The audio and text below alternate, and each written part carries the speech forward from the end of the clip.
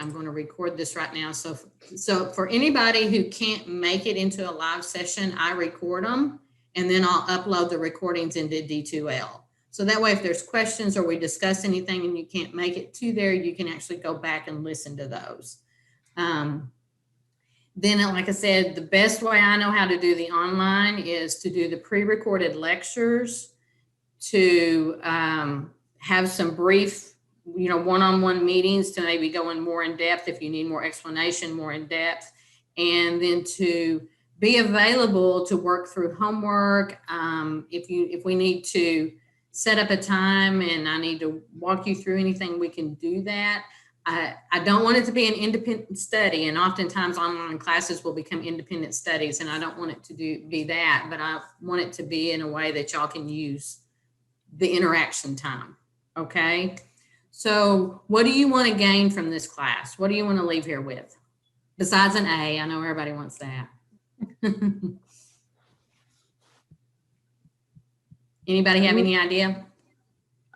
Better understanding of how to use SPSS for what we're going to eventually need it for, not just for class, but for our dissertation stuff. Yeah. Okay. All right. So I can actually create some tutorials and maybe just some experiential exercises we can go through to get more in depth into SPSS, more hands-on practice. Okay. That may not be graded assignments, but just hands-on practice. Medea texted me that she's in the waiting room waiting to be the call. And so is Erica. Okay, there they are. Sorry. And SPSS is really very user-friendly. I'm sure y'all have already learned that. I actually started teaching statistics in Excel several years ago because most of our practitioners don't have access to SPSS or in their field because it's so expensive. The license is so expensive when you buy it for an agency. So I have been teaching it on in Excel for a long time. Excel, you have to do a few more steps. SPSS is pretty straightforward. So, but we'll go in depth into SPSS since that's what y'all are going to be using for your dissertation to help you have some cheat sheets, some preparation, some understanding to take forward. Okay. What else do you want to get out of the class? You don't know what you don't know? Is that it? I guess in terms of like where I'm at in my just kind of like progression, I'm kind of starting to like think about dissertation. And so I guess I would like to kind of have a more fundamental understanding of how to apply it like all the way through a research problem. Okay. According to like the various, I'm probably might do mixed methods. And so that kind of to me is a little bit different. So you're talking mixed methods, you're talking about qualitative and quantitative? Right. And so I'm just thinking of like how to bring some of those pieces together, or, I didn't know if I'm sure each of us have different ideas of what we want to do. So if that is an opportunity at some point in this semester to kind of walk through what we've learned in terms of like how maybe this would fit into. Absolutely. Make it applicable. Yeah. Because if you're looking at mixed methods, then you're actually looking at doing one portion of your dissertation that would follow the quantitative component and one portion that would follow the qualitative component. And so much of what we do in human services, mixed methods is highly recommended just because you want to be able to have your data that's going to be objective, but then you also need those lived experiences. So you're really building two different research projects into one when you do that. And as you're moving forward, if you do that, that's actually a great plan, because then if you're going to academia, man, you can just publish the heck out of that, because you can publish separately, you can publish together, you can do all of that. So I'm trying to talk myself out of it, but for dissertation, because it's not practical, but I just don't think there's any way around it. So for me, the mixed methods part. Yeah, it just fits what I want, my research questions. And so if I don't do it, I'm just cutting corners at this point. So it is. And one thing to think about too, this was really good advice that was given to me back when I was working on mine, is you really just need to be able to demonstrate you understand how to do research and be able to get data, get information that you're actually going to be able to publish on. Mm-hmm. But if you can't, you don't want to do a NSF level, research study for your dissertation, because you want to get out at some point in time. You want to be able, to get out of there. So we can talk about those things, because you actually have to think about how you're going to get your sample. That's typically one of the most difficult things to do, is being able to get participants, how you're going to do that. And oftentimes you have to adjust your thoughts based on the participants you actually are going to be able to get in doing that. But yes, I would love to help you start kind of thinking about it, because when you do your dissertation, from the point that you formulate those research questions, to me, everything then is like a domino effect. Everything falls into place, because from your research questions is where you're going to get your methodology, because then you're going to say, how can I answer this research question? And then you're going to choose your instruments, and you're going to have to choose your sample and how you're going to get your sample. And that right there falls right into it. Tells you how you're going to analyze your data. You're going to know how you're going to analyze your data and the process you're going to use once you go through that research question and establish that methodology. So it is really hard to separate that out. And so as we're learning how to do the inferential statistics, I think we're doing, we'll do a multiple regression, simple multiple regression. The profile analysis is really interesting, which is a form of MANOVA. So we'll be doing those things, but then I just naturally tie them back to those research questions and how that looks, because that's how it makes sense for me. Mm-hmm. So we can certainly play around with that too as we're going through the course. Cool. What else? Y'all are just making me excited. I am so excited to teach this course. Y'all just can't imagine. When they asked me to teach it, I was like, absolutely, I would just love to, because I've taught at the master's level, but I haven't actually got to bump it up and teach at the PhD level for the statistics, and that's just what I love. So I'm excited. I don't know if anybody mentioned this earlier or not, but I would just really appreciate somewhat of like a review or a helpful PowerPoint or document or something from the first statistics course, because I took it last year right when this whole COVID thing was starting. So it was a whole mess of a transition. And it's been almost a year since we took the last stats course. So any sort of review, or like, hey, these are the key points that you want to review from the first class, that would be super helpful. Okay, let me get my hands on that information, and I can certainly do that and highlight the points that need to be carried forward. How many of y'all, have you had a break in between your first statistics class and this one? Yeah, so I'm not sure if Dr. Robinson actually talked to you about that or not, but not everybody in this course, but I know a large proportion of us were in the last stats course a whole year ago, right when COVID hit. And so it was pretty scrambled. And so we were expecting to kind of transition right into the next course with the same instructor who knew exactly kind of where we were in that. And so I think there's some anxiety around some of that for some of us. Okay, that's fair. And like I said, that's not a problem. I will reach out to Dr. Robinson, and I will get information from that first statistics class and actually put together something to just highlight those points in there, kind of a memory thing, and then we can build from there. And like I said, if we get to something, if you're doing homework or you're reading something or you're listening to one of the lectures or something like that, and you're like, I don't have a clue, y'all just let me know. Okay. Just let me know, and we'll back it up and we'll do it differently. My style of teaching is really, it's for learning. I want you to learn. And if you've never done it before, you can't expect it to do it right the first time. I mean, if you've never done it before, how would I expect you to just, know exactly what you're doing the first time? So I don't mind revisiting things, go over things. And I don't want any of y'all to feel hesitant to say, wait a minute, I don't get that. Because then we can look at it and I can present it in a different way, or we can, somebody else in the class may have a different way to present it. So we can all work together on that. So I will actually start tomorrow getting information from the last statistics class and kind of where all that happened, and then put together something that will bridge between there and here anyway. Will that work? That would be great.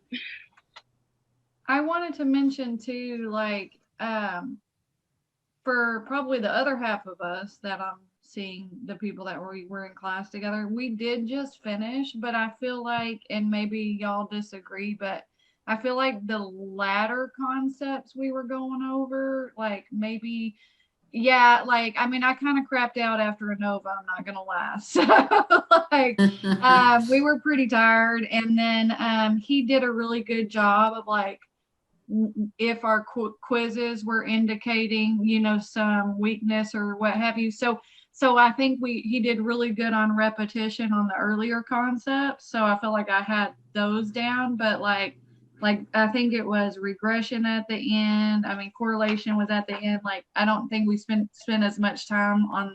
So if you can access his syllabus, I don't think we spent as much time reinforcing the later concepts. Okay. Absolutely, I can do that. So that, yeah, then we can make a bridge. It's nice if the schedules allow, and again, since I'm not in the counseling department, in social work, we require that you take the research courses. That's the only 2 courses we require you take sequentially. You have to take them semester after semester, because if you've taken it a year ago and you come back up here and you go to take the second half, it's like, I don't know, you know, you just don't remember. So I'll do my best to get my hands on that and then to bridge over for you guys. Okay. I'll work on that this week. Anything else? I know on the final presentation, do you want us to group up with somebody, or you want those done individually? Those were set up originally. They were set up in the original syllabus to be done individually. And I think what we will do, and we can talk this through, but I think one of the best ways to do that is, again, to do a pre-recorded presentation and upload it. And then we can have where everybody can go in and watch it and kind of give you some feedback on it.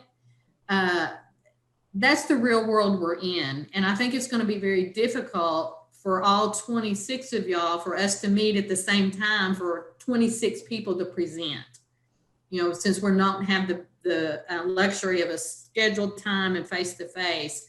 So I'm still working through some of those details of how to make that work. And again, in the next couple of weeks, I'll put what I think it should look like and how it should happen, send that out, get y'all's feedback, and then we can put that final one together. But I think maybe just doing some type of a pre-recorded presentation like on YouTube or something like that, that you can then embed into the D2L for everybody to access and then give feedback on, maybe a good way. It's set up so that you have to demonstrate your knowledge of the particular topic, you know, the particular statistic. And it's also set up so if you've been teaching in a classroom, you know, it's like teaching. It's for a presentation that you may have to do if you're looking for a faculty position at some point in time. So it's going to give you some experience and some skills in several different areas if we do it that way. Okay. So you will be probably leaning towards partners, if I'm understanding correctly? No. If I understand the assignment correctly, it's individual. Okay, I'm sorry. I just got confused about when you were saying that there were a lot of presentations to watch. 26. Yeah, if we were going to try to do live presentations and there's 26 in the class, there's no way we could schedule all of that. But if each one of you are going to do your individual presentation and record it, you know, like you record it on a video and then you upload it, then you can do it at your convenience, and then we can have time frames for watching them. So we all don't have to try to be together at the same time at 26 different times in the semester. Do you want it to be like a Zoom type of presentation? Can it be an audio embedded PowerPoint, or do you want it to actually be Zoom? I want to actually see you. Okay. Yeah. Something, yeah. Mignon's like, what?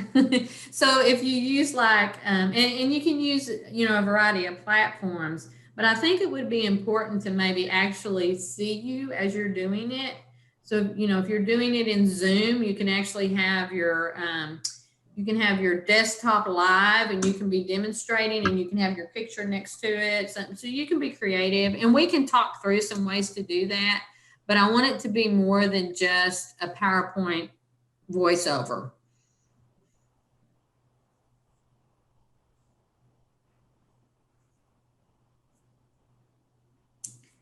Anything else?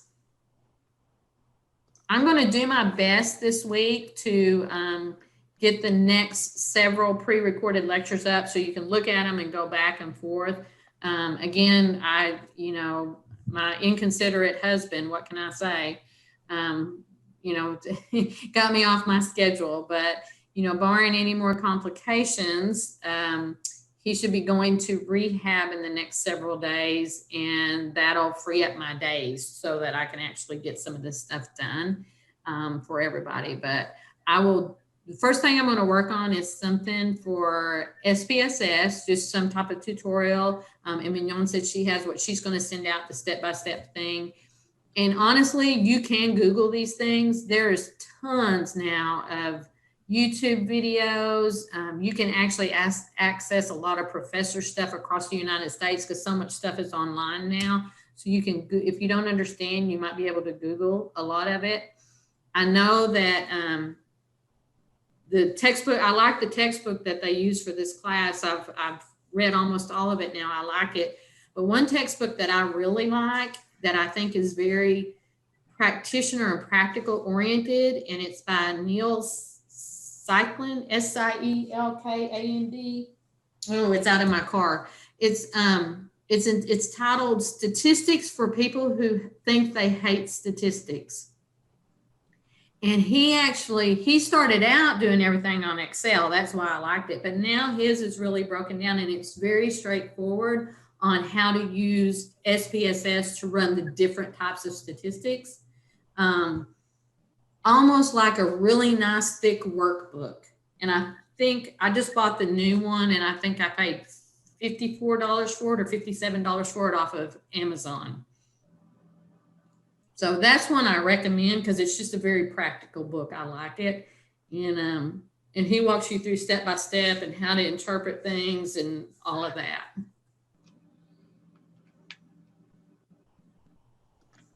Do you know when you're going to have homework 3 and 4 up? It probably won't be till next week. Again, because I inherited the class, and so I went through all the information that was in there, and there was no homework 3 and 4 assignments. So I've got to go back and see what the goals were those for and then create those. So it'll probably be next week. And then I'll make them available, and then you'll have them to do at any point in time. So I guess, so the syllabus, so this course, if I'm understanding it, is actually just follows the format of what was originally going to be designed when it was Dr. Yes. Schmidt. Okay, Yes. So that should keep us just kind of like right on Yes. the same track. I changed nothing. I've learned that when you take over a class, it's best just to keep it, how everything is set up, because it's set up for a reason. So I changed nothing in terms of how he had it scheduled. I got access to all the homework things he had, his assignments, his graded rubrics, and all that kind of stuff. So I've changed nothing. I just hope to enhance it and, highlight areas that we need to highlight. So it should build off of that first one really well because it's the same exact one he created.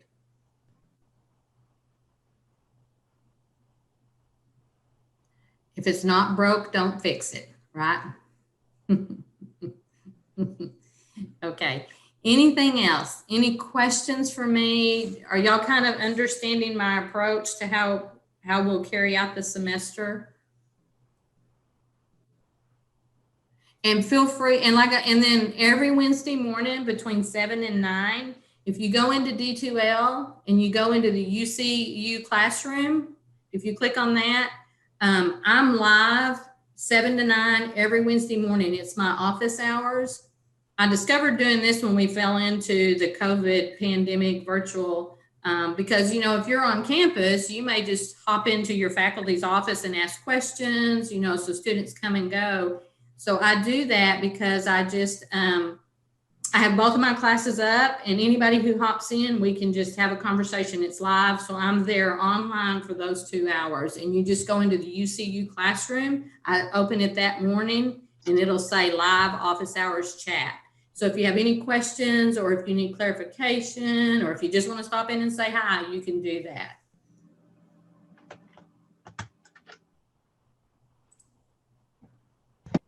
Thank you for taking us on. Oh, I'm so excited. I know y'all think I truly am. and like I said, this kind of stuff keeps me sane during the emergency parts of my family. And I'm not one to really share a lot of things just because I don't, but I just want y'all to understand what was going on in case you thought, where'd she go? On New Year's Day, he was admitted to the hospital in severe heart failure. I mean, this is new to us. He came home on the 6th, and we were doing okay. Other than the heart failure, his heart's only pumping at like 10%. And we were kind of doing okay. And then Thursday morning he woke up but he had a stroke. He was sick, and I called the ambulance, and we went to the ER, and we're sitting in the ER, and he has more strokes. So it's just been kind of very upending for us, but work has always been good for me. Historically, our daughter was born with a structural problem with her heart, and she had a heart transplant when she was 21. So I feel like I'm reliving all this again. But work keeps me sane. I love teaching. I love statistics, and I'm so excited to be teaching this. So, but at any point in time, I try to keep in touch with everybody. But if I'm gone for 24 hours or 48 hours, or you don't hear from me, it could be because there's something going on like that. So if anything really, really serious happens, then I would have Dr. Hendricks or somebody reach out to y'all and let y'all know what's going on. Otherwise, I'm generally available. I check into the D2L almost every day. I have found that it's easier if we just use that virtual office in there just to post your questions, because everybody can see the questions. You may have some of the same questions. As department head, I get 100 to 150 emails a day, and I just can't promise that I'll catch your emails that way. But if you just post them in there, I do go in there, and then I can keep up with them that way. So that's been working. That works for me that way. Okay.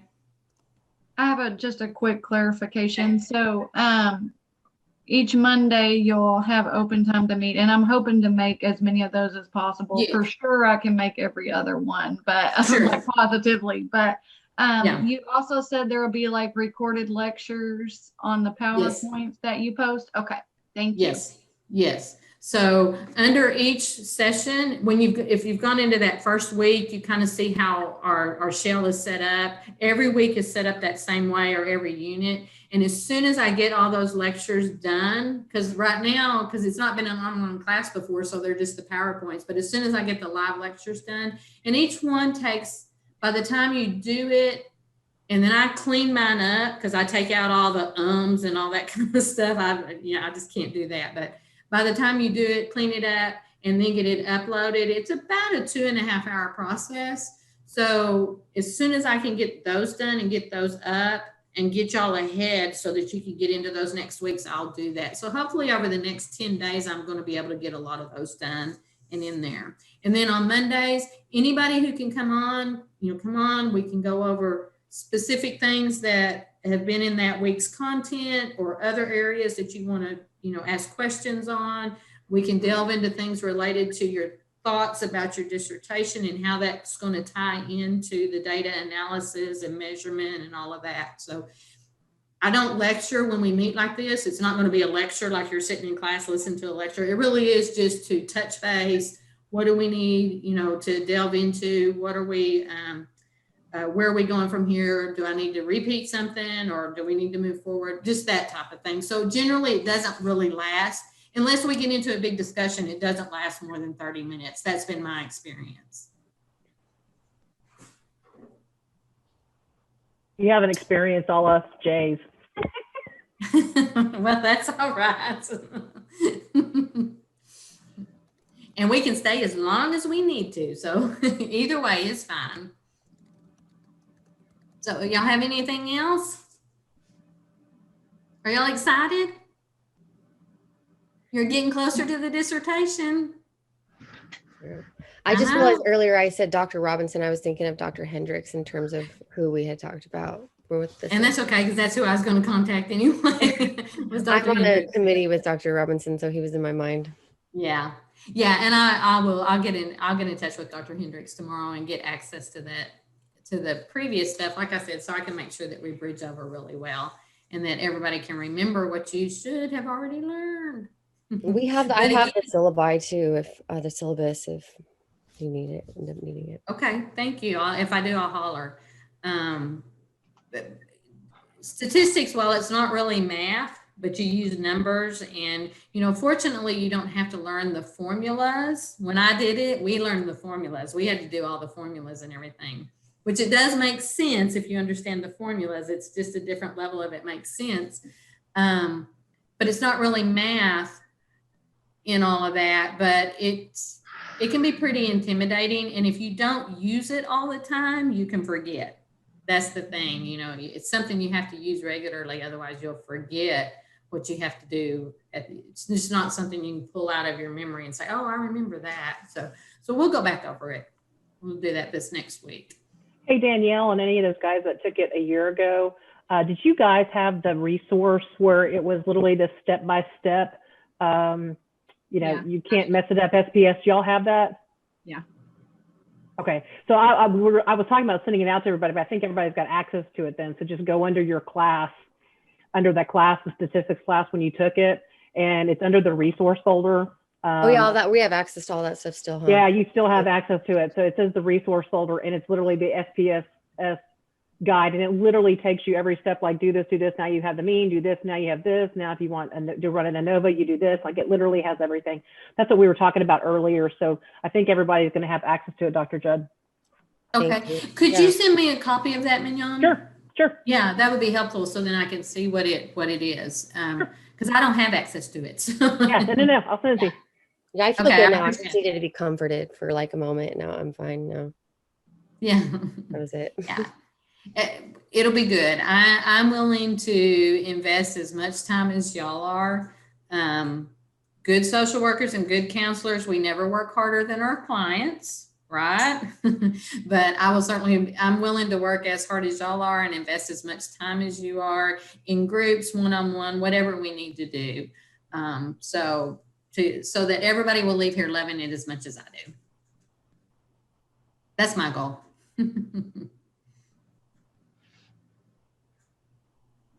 Okay, anything else? I'm sure I speak for all of us in saying that we'll keep your husband in our thoughts and prayers, and I appreciate that. He does very well and recovers nicely. Thank you. I appreciate that. The prayers have been very successful to this point for sure. Yeah, we take all the thoughts and prayers that we can have, and we've seen some miracles in the past few days and going forward. He's been my best friend for 42 years. We've been together since I was 16 years old. So yes, we'll take all of it. But feel free to reach out to me again if there's things that I need to do differently to help, or if there's things that aren't clear. Communication, especially for online, communication is key. Okay, it is key. We cannot, I tell my faculty and I tell students, we cannot over communicate, especially when we're online, so don't hesitate to say, wait a minute, this isn't working, or this is great, let's do more like this. And I won't hesitate to let y'all know what I'm doing, what I'm thinking, and all of that, because the online stuff is just not, I used to think I would love to teach online all the time. And you know what? COVID, we need human to human contact. We just do, especially for the professions we're going into. So yeah, we cannot over communicate. So please don't hesitate to reach out at any point in time as we move forward. All right. Thank y'all. I'm looking forward to a great semester. And I will get on and get my stuff done. Give me a few days to get some of the stuff together. And hopefully by the weekend, I'll have things up ready for y'all, okay? All right. Y'all have a great evening.